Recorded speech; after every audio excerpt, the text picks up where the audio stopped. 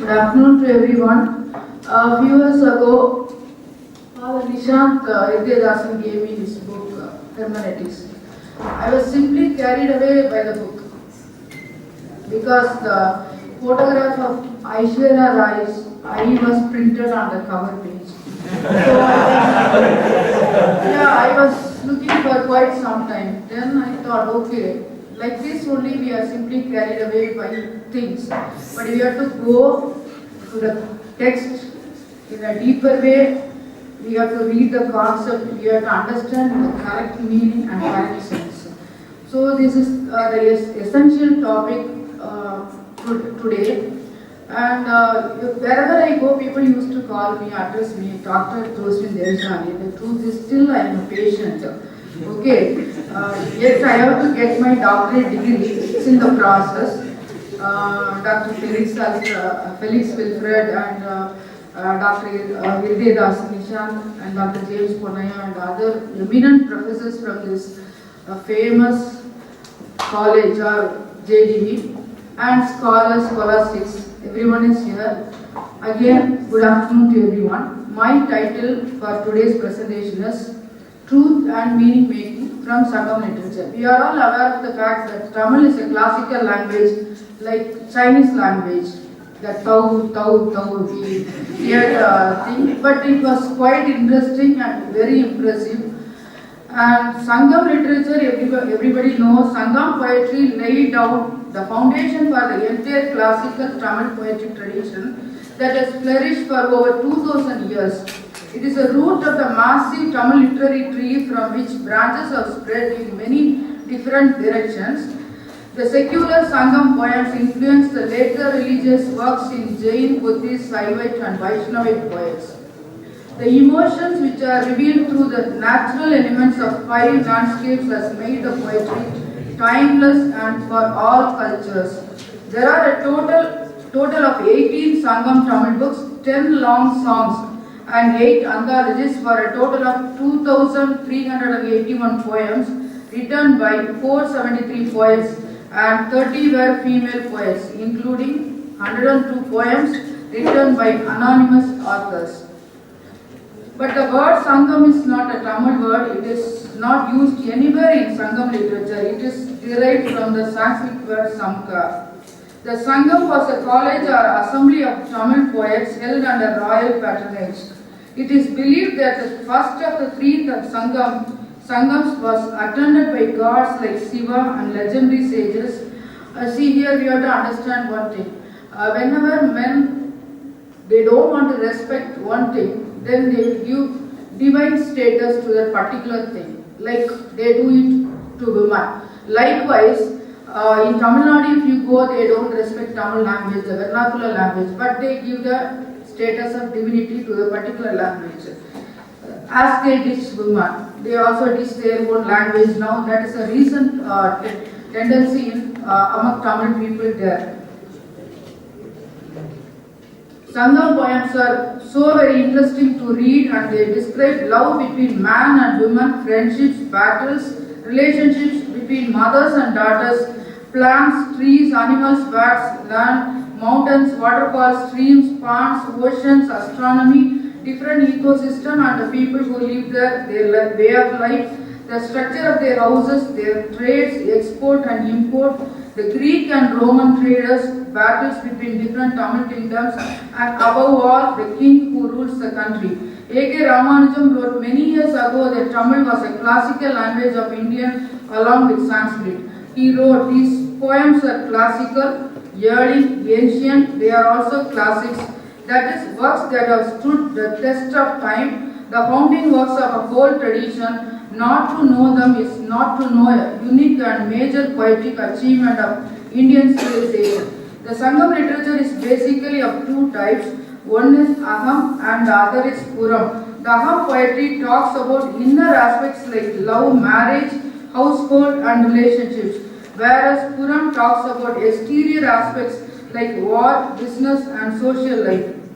The question of the status of women in any historical period is complicated because the lived experience of all women may not be fully reflected in any literature. The literature needs to be carefully interpreted to clues about the lives of women. Generally, the Sangam period is glorified as a heroic age, and the Sangam literature speaks about love and war. The perception of these poems are that the men were always warriors, always fighting in the battlefield, and the women, poor women, were always waiting for their men at home. The arguments for women were treated as equal in Sangam would be in the lines of women were educated. Some women chose their partners, women learned and performed arts, and they were poets. However, compared to the privileges enjoyed by the men, as could be derived from literature, the status of women was significantly less. They were educated but only at home, whereas men went out for education and women could perform even art only at home, only for the pleasure of men, not for their satisfaction. The role of men and women are clearly defined in a poem that the work is the life of man.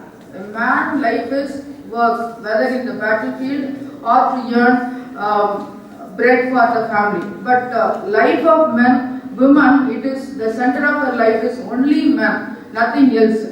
Women who belong to, we can classify the women folk into three categories. Women who belong to royal family, second category, common women who lived in 5 landscapes, namely Kurunji, that's hill area, Mullai, forest area, Marudam, paddy field, Neithal, seashore, Palai, desert. Third category, women poets. Tolkappiyam is supposed to be the master guide for all the Sangam literature. It describes, not prescribes, the Tamil grammar with 3 divisions: Eluthathiyaram, the formation of words; Sollathiyaram, the syntax of language; and the final Porulathiyaram that talks about the meaning and thoughts that are conveyed in the literary works. Here I have to tell something. See, if you take any language throughout the world, we can see grammar only for the syntax or words or alphabets, not for life. Only in Tamil language we could see Tolkappiyar has written grammar even for life. Even if some guys, they want to know whether a girl is really in love with him, they can read Tolkappiyar. There are some techniques, even today we can follow. But unfortunately, you cannot make use of those techniques. I am so sorry.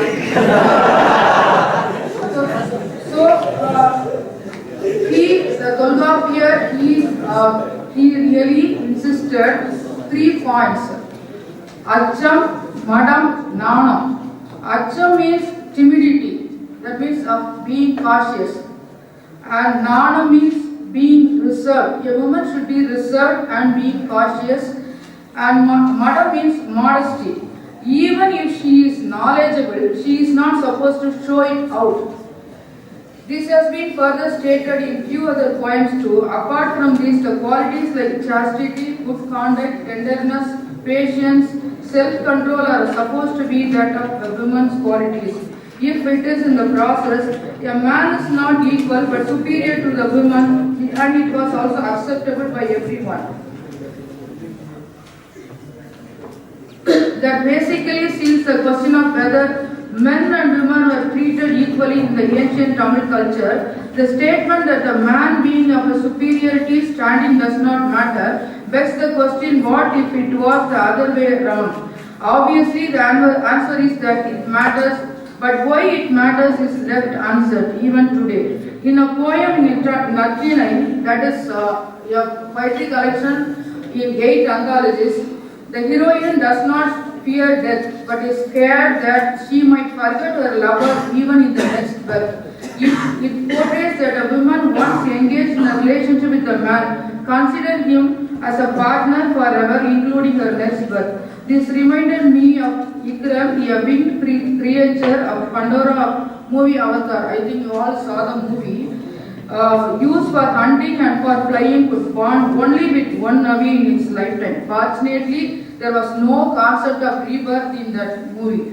In case of death of her husband, the woman had to undergo the cruelty of widowhood, which was referred as Kaimai. That is known as Kaimai. They have coined even a word for this widowhood. Kaimai, a woman describes in graphic detail the hardship of Kaimai.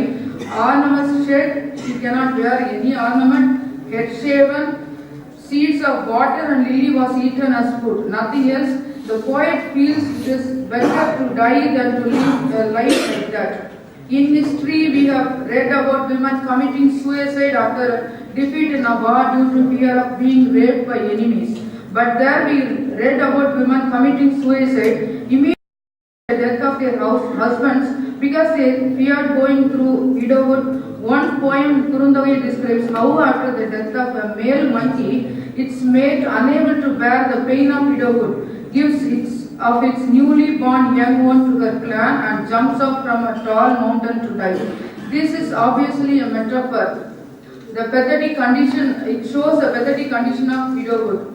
It is noted that the woman chose to die in the case not because she could not bear the death of her husband, but because she did not want to bear the pain of widowhood that would have been inflicted upon her. All the opposite qualities and way of life suit mostly to the royal woman.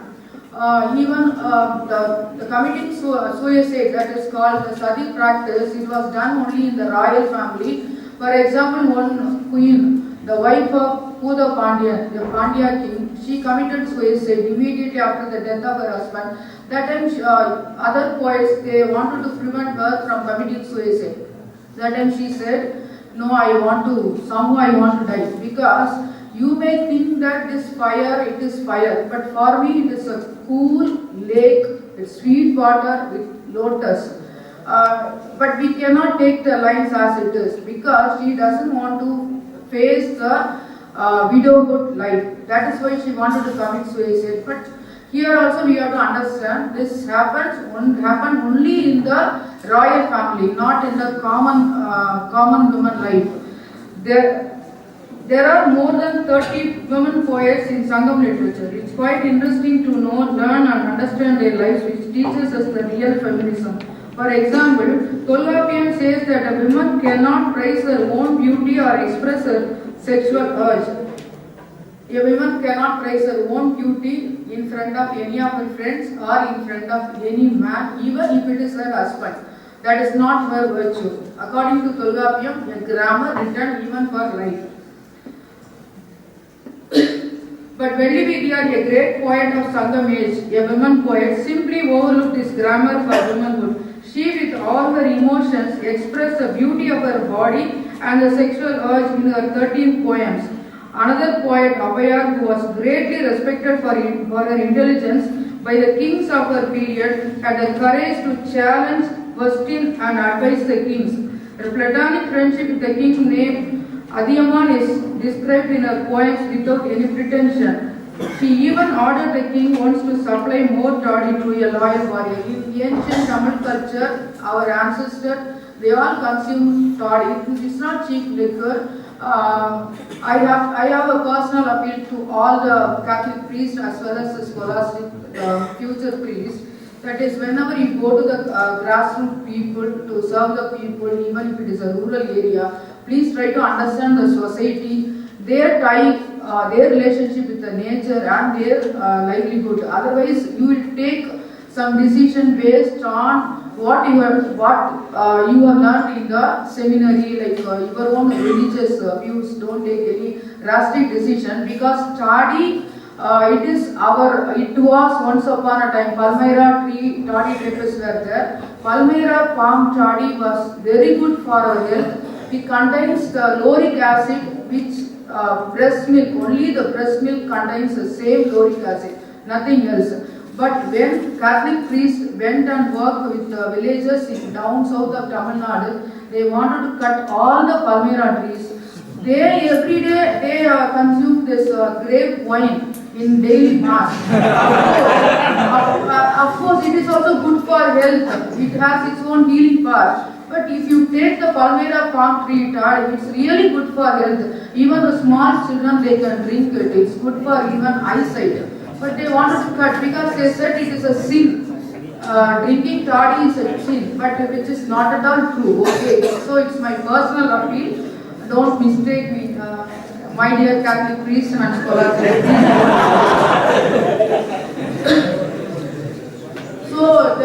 Abhaya, she even ordered the king to supply more toddy to a warrior because she was telling this warrior, he along with other family members, his forefathers, they were all working for you. So you should supply more toddy for this particular warrior.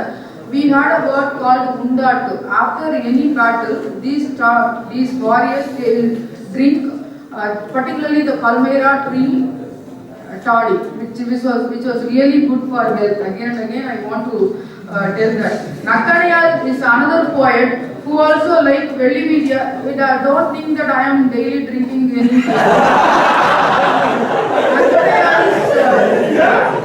Nakkanaya is another poet who also like Velli Vidya express her love without any fear. But all these poets remain unmarried. Here arise some questions. Why are the intelligent and creative women poets not married in Sangam literature? According to Freud, men are jealous that the women are able to give birth to the children. I think you will all agree with me. The envy of men on the procreative quality of women explicitly, we can see it in all flood myth stories. Throughout the world, if you take any flood myth stories, even our Noah, we could understand the concept, the meaning, the depth, that they are all jealous of women because they have the reproductive system. Definitely not men. That's why even Bible says Adam only gave birth to Eve. It need not be true. It is totally illogical. Okay. So they are all jealous of women because they have their own reproductive system. So here already these women poets, they are creative. So they are all jealous and they are all scared of these poets. They are more intelligent. So they don't want to marry these women poets. Though they were longing for men, they wanted to marry. They simply, they were ditched. Like the daughters of Pari, King Pari, who are praised even today for his gifts. His own daughters, they were also ditched. They were all the kings. They showed indifference to this particular woman because they were more intelligent than man. You can see, if you read their poems, it's really interesting, and you can see how women are more intelligent than man in Sangam period. Few other points. In one verse in Tolgapiyam, it is said that the man has privileged the women to be better state. In further portrays the woman resisting the advances of man, though she is equally interested. This image of women being servile is still dead. That is, Tolgapiyar says in his grammar. Again, you can also tell your friends, but because you cannot use in life. If a woman says no, it means yes. But it is utter nonsense. If a man approaches a woman, if she says no, means yes. This is the grammar written by Tolgapiyar in the 5th century AD. Okay, but which is not at all true. That is why even today the boys or men, they easily, because the women are vulnerable, they easily try to approach women. Though they are trying to resist, they think that they are saying yes. Yet another instance, when the boy grips a girl's hand against her wishes, she asserts her displeasure and distress by saying that we cannot do this just because we enjoy it. He appeals to her to stop analyzing it and to use her high intellect. He further justifies, water is so sweet to the thirsty person, but it is not sweet to the water itself, whatever that man means. Later the girl assumes that if such is the situation, probably she was united with him in the past birth and hence gives in. Again the man does not yield to the opinion of the woman and instead bulldozes without any concern for her. Even today in Tamil Nadu, not only in Tamil Nadu but in India, it's very shameful to quote something. Last year when the camp rape incident happened in Delhi, when I was discussing this matter in the classroom, unfortunately I am working in a men's college. Basically it's a men's college and owned by men, Catholic priests, Jesuits, and most of the teachers are also men. And only few unfortunate women, few other women are teaching there. So when I wanted to discuss this matter, immediately they raise this question. Why it happened, no ma'am? Because women are not modest these days. I don't know what it means modest, because I don't want to blame these children also, because this concept is taken from the literature, because they are not understanding the literature as it is. They don't want to understand also, because it was taught in a way, it was understand in a way. So I was so shocked. It was really heartbroken when I heard these words from the small children in my class, only teenagers. But I don't want to blame them also, because if we really read a literature, whatever it is, in Chinese language or Tamil language or Sanskrit, whatever it is, any classical or modern language, if we understand the literature, if we really read in between lines what they want to say, then we can easily understand the concept, the culture of the society, and we can do something for the society, particularly for the women folk. Because women are always treated as vulnerable. We could see wherever we work or wherever we study. It doesn't mean that I am blaming all the men here. Without men, women also cannot survive, and without women, definitely, obviously, men also cannot survive. Okay, so this is for my session. Thank you very much.